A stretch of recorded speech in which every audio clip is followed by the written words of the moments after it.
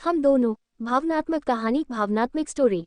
शादी के 3 साल हुए थे और एक दिन पत्नी के मन में ख्याल आया, क्या होगा अगर मैं अपने पति को छोड़कर चली जाऊं? पति का रिएक्शन क्या होगा? फिर वह क्या करेगा? इसी विचार के चलते पति की परीक्षा लेने के लिए उसने एक चिट्ठी लिखी। उसने लिखा, आपके साथ रहकर बोर हो गई हूँ। मुझे अब इस गृहस्थी से कोई लगाव नहीं है। मैं तुम्हारे साथ एक पल भी नहीं रह सकती, इसलिए मैं तुम्हें और इस घर को छोड़कर जा रही हूँ। उसने वो चिट्ठी टेबल पर रखी और खुद बेड के नीचे जाकर छुप गई। थोड़ी देर बाद पति ऑफिस से घर लौट आया। उसे घर में अपनी पत्नी कहीं नहीं दिखी। फिर उसकी नज़र टेबल पर रखी चिट्ठी पर पड़ी। चिट्ठी को उठाकर उसने पढ़ी। थोड़ी देर तक बिल्कुल शांत रहा, कुछ नहीं बोला। फिर उसने उसी चिट्ठी में पीछे कुछ लिखा और अपने मोबाइल में गाने बजाकर जोर जोर से नाचने लगा। फिर उसने अपने कपड़े बदले और अपनी एक फ्रेंड को फ़ोन लगाया और कहने लगा, मैं आज आज़ाद हो गया हूँ। मेरी बीवी को आखिरकार ये एहसास हो गया कि वह मेरे काबिल नहीं है, इसलिए वह खुद ही मुझे छोड़कर हमेशा के लिए चली गई है और मैं अब आज़ाद हो गया हूँ।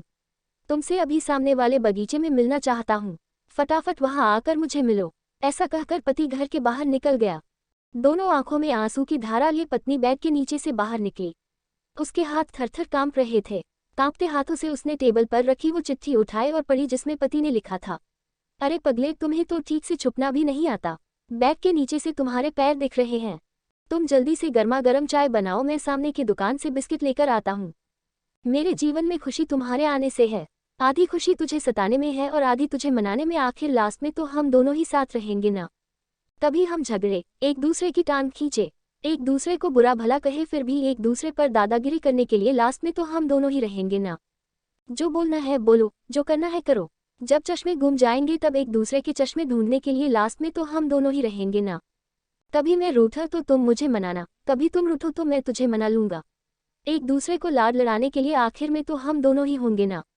जब नजर कम आएगा, सुनाई भी कम देगा, तब एक दूसरे में एक दूसरे को ढूंढने के लिए हम दोनों ही होंगे ना। जब घुटनों में दर्द बढ़ जाएगा, कहीं आना जाना भी बंद हो जाएगा, तब एक दूसरे के नाखून काटने के लिए तो हम दोनों ही होंगे ना।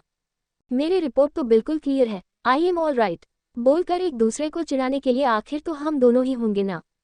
जब हम दोनों का साथ छूटेगा, अंतिम विदाई होगी, तब एक दूसरे को माफ करने के लिए आखिर हम दोनों ही होंगे ना। आखिर में सिर्फ हम और सिर्फ हम दोनों ही होंगे ना। दोस्तों, कहानी खत्म होते होते बीवी का रो रो कर बुरा हाल हो गया। उसे पता चल गया कि उसका पति उससे कितना ज्यादा प्यार करता है। आप भी सच सच बताना, क्या इस कहानी को पढ़ते पढ़ते आपकी आंखों में भी पानी आया या नहीं? अगर आपको हमारी कहानियाँ पसंद आती है तो प्लीज़ चैनल को लाइक और सब्सक्राइब ज़रूर करें।